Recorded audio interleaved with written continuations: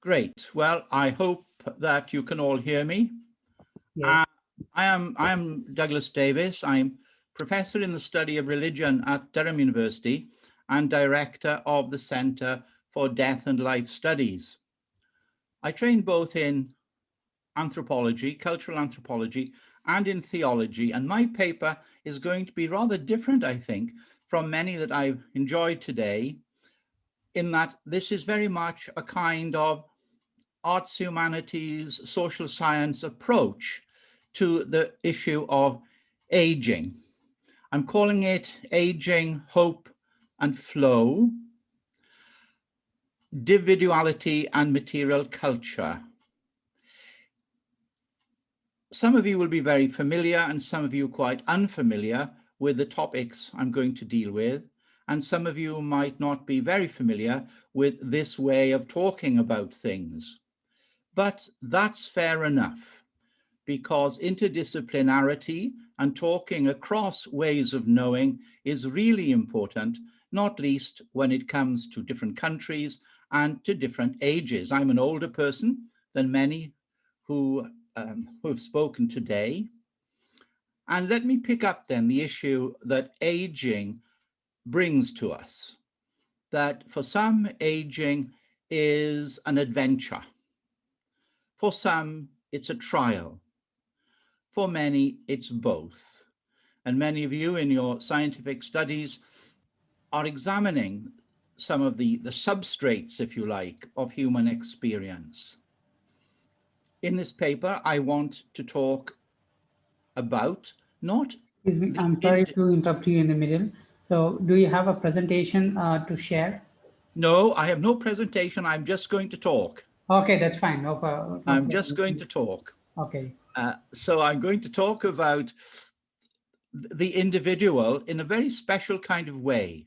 I'm going to talk about the concept of dividual, or complex personhood. And I'm going to relate that to the concept of hope and flow. Underlying everything I'm saying is the issue of our emotions, to the kaleidoscope of emotions that flood our lives from the moment we wake up to the moment we go to sleep and have dreams and wake up again. I have a way of thinking about emotions that I want to share with you. I've published quite extensively on these things. The world is full of ideas.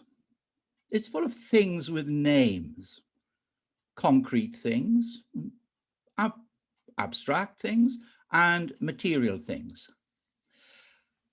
I think that when a thing comes to be pervaded by an emotion, when an emotion attaches to an idea, we generate a value.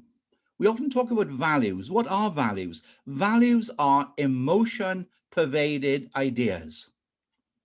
Some of these values, many of them, affect our identity, our sense of identity. Now, many of you in your research are looking at the way in which identity perhaps changes over life as various medical conditions and social conditions surrounding us. But emotion-filled ideas, values, generating identity produce beliefs. And beliefs can be political beliefs, social beliefs, religious beliefs, any sort of beliefs. And for some people, and in many parts of the world, and historically, identity has been framed by a word we don't discuss much in the modern world, by destiny, where destiny means the sum total of meaning and feeling that a person anticipates or expects. So that meaning-making drive that underlies our living comes to some sort of fulfillment. For many, it might be the destiny of the family, of one's descendants. For others, it might be the destiny of one's job, that one becomes a professor or something. And for others, it is that they will get to paradise or heaven. Destiny takes different forms for different people, but it's there. In the modern Western, world, parts of it at least, destiny is lost. There is a demise of destiny. And that's the best way of thinking about the idea of secularization. Secularization means the loss of a sense of destiny for a group or for people in that group. In all of this, then, we're engaged in the deep psychological process of meaning making, intellectual meaning making, emotional meaning making, identity, destiny, or not having a destiny. How we think about ourselves in relation to this is quite significant and very important. Again, in the Western stroke European influenced world, and elsewhere too, the concept of the individual, individualism, individualist, has over the last 300, 400 years become extremely significant. It's all about me, I. That's not the only way, however, of looking at the concept of personhood. One rather long-standing anthropological idea is very useful in this context. It is one that does not start from the idea of the individual, but from the notion of complex personhood, dividual personhood, which basically speaks of you and of me as persons comprised, built up of many other persons. Genetically, of course, my parents make me, but my family also make me in terms of my emotional understanding, my patterns of life, what some sociologists call our habitus, our way of being in the world. Our society presents us with a way, prescribes the way in which we live, and we accept that.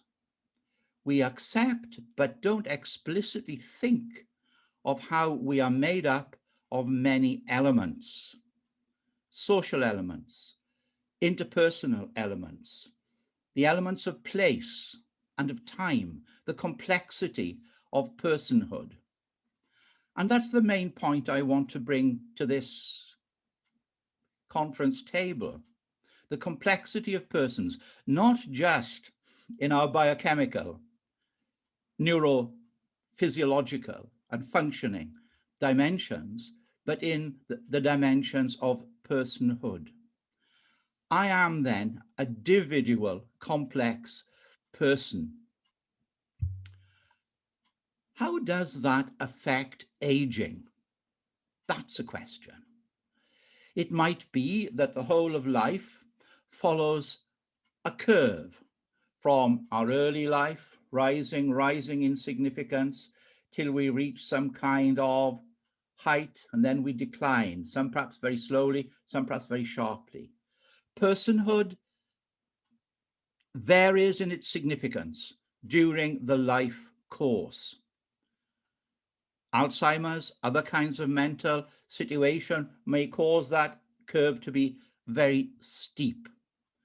As our dividuality, as our complexity seems to reduce, and a person cannot remember others, do not see their relationships with others as once they did. Aging then affects personhood, not least the older and older a person gets, the fewer and fewer of their peers and contemporaries survive. They are issues we're all familiar with. I want to talk now about a foundational concept in the study of human life and in the study of aging, and it's the concept of hope. I've published extensively on these issues, and I'm not going to refer to those now. I simply want to make the propositions about hope as an imagination-rooted form of behavior. Hope is a behavior.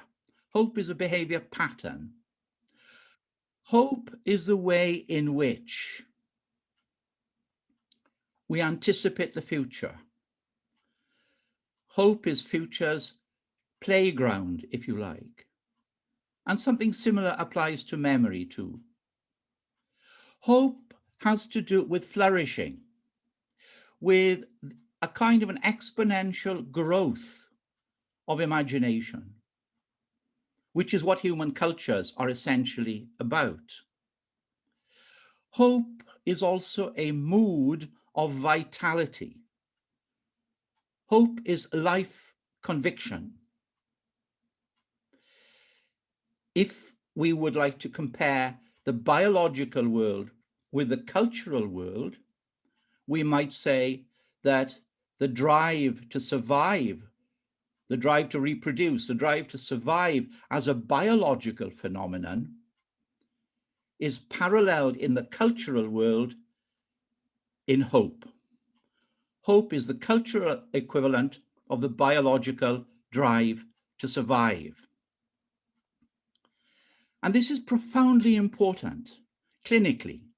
It's profoundly important in relation to times of sickness and profoundly significant in relation to times of loss, of bereavement. And they, of course, are research issues of their own. But hope is vital, especially when we compare it with its opposite, with hopelessness, with despair. Despair is its kind of negative emotion. Despair shrinks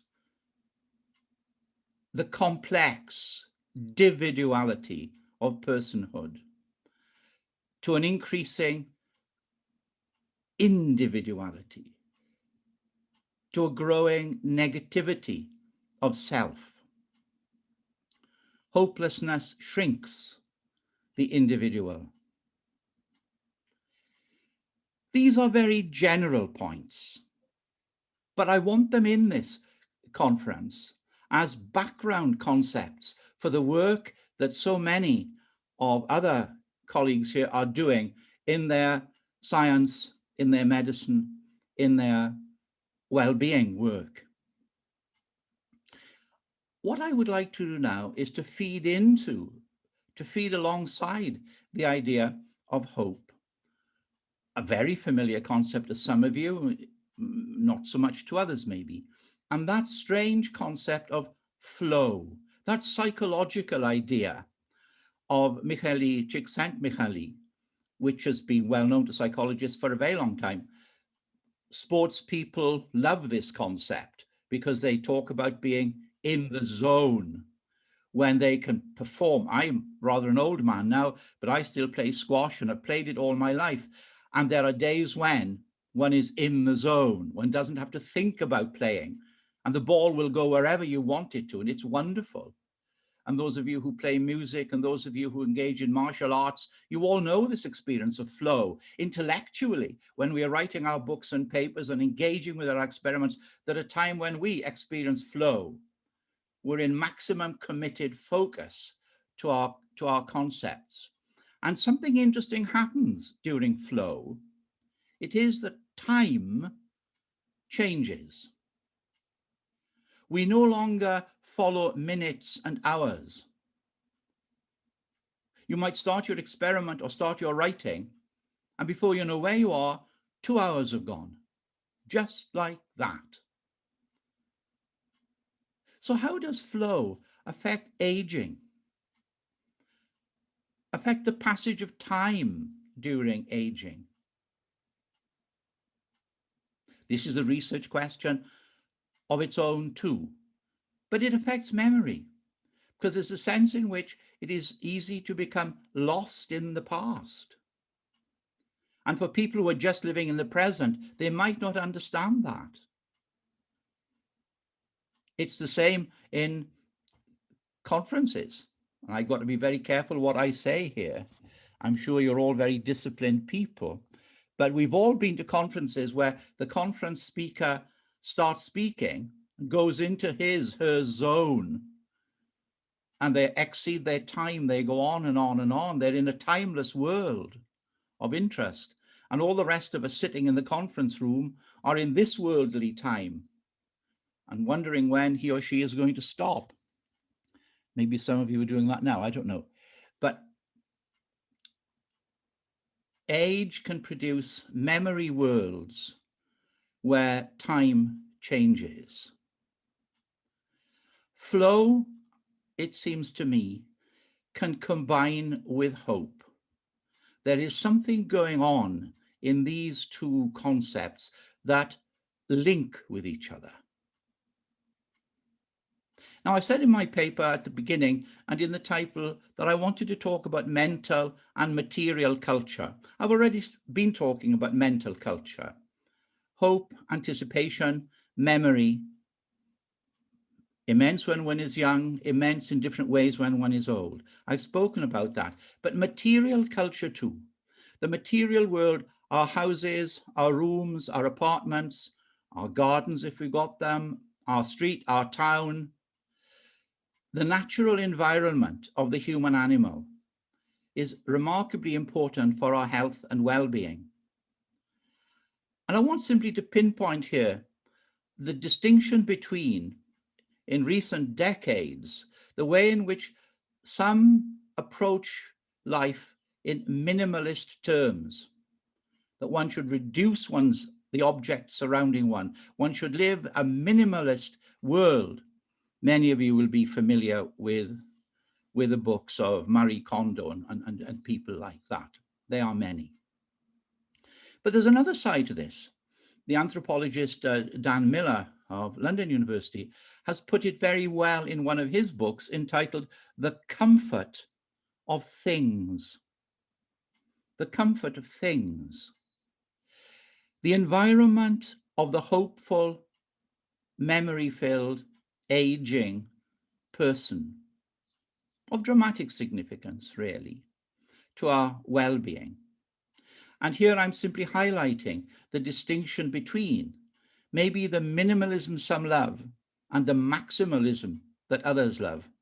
Some of you will know the Swedish author Margareta Magnusson's little book on death cleaning, and the way, very popular book, in the way she wishes to reduce her possessions so that her adult daughters won't have to sort things out after she dies. It's an issue. In what I'm saying today, I am signposting many avenues of the structures of personhood, whether in mental or in material culture. I want to bring these to a conclusion now with another concept. I spoke earlier on of destiny, a concept not much used in the modern world. Well, let me now round off with another word not much used in the modern world, and that is wisdom. In the literature of many cultures, wisdom has been associated with age, with aging. Very difficult, of course. Many of you will have had the experience, I've had the experience, of relatives who have, as it were, lost it in some ways, no longer recognize you, do not know who they are or where they are. And it's difficult to think of wisdom in that context. But beyond that, wisdom is worth considering, whatever your academic discipline is, as you think what contribution you are making in your important scientific work to the well-being, to the hopefulness, to the cumulative wisdom of a person's experience in the world. There is a sense in which I think that hope and flow come together in a perception of wisdom. For many elderly people, this begins in a recognition that one's engagement with the world isn't what it was, nor can it be. If you're a young scientist, aged somewhere between 28 and 42, I just pull those ages out of the air. Not only can you think that you're eternal and invincible, but you think your work is the most important thing in the world. And it might be. The older you get, the less perhaps imperialist you become about your ideas. And perhaps the more sympathetic one becomes to the declining social relevance, but nevertheless, the existential significance of the complex personhood of the aging self. Wisdom, then, is something to discuss irrespective of what our work is, to recognize that for some older and increasingly old people, wisdom lies simply in the recognition that their family exists, that they have destiny through their descendants. For others, wisdom lies in the contribution they have made to society and must now simply leave as a legacy. For yet others, and it includes millions across the world,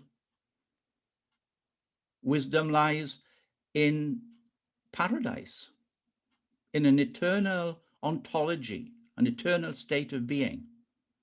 The amazing thing about the world in which we all live today is that we rub shoulders with people who have these different expectations of destiny, but whose wisdom, whose accumulated experience and reflections upon the experience of life can compose wisdom.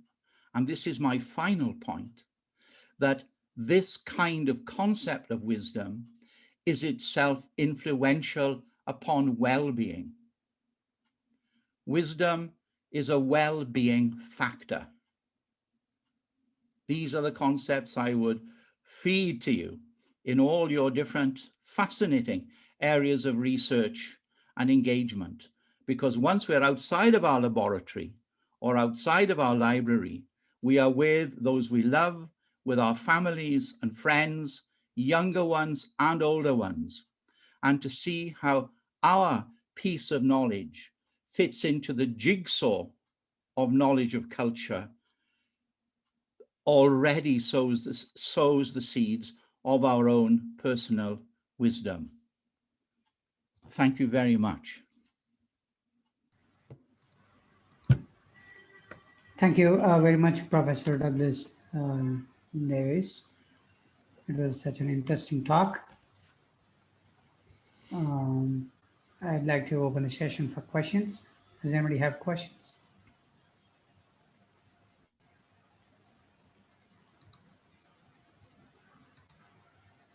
Any questions from the participants? You can write in the chat box, or else you can directly ask Dr. Douglas Davies.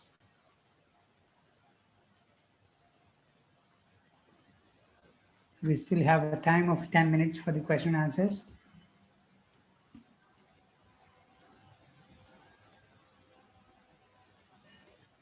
Maybe I could add a point at this stage necessarily. It's quite interesting to me that I was invited to write a paper for a journal of palliative care in which I discussed this concept of dividual personhood as opposed to individual personhood. And I received more comments and feedback than I've written about 12 books or whatever it is, than any of those other things I'd written. And it was as though, because I was arguing that theories of grief, and many of you will be familiar with these, that theories of grief have, through Western influence, been grounded in a particular concept of the individual.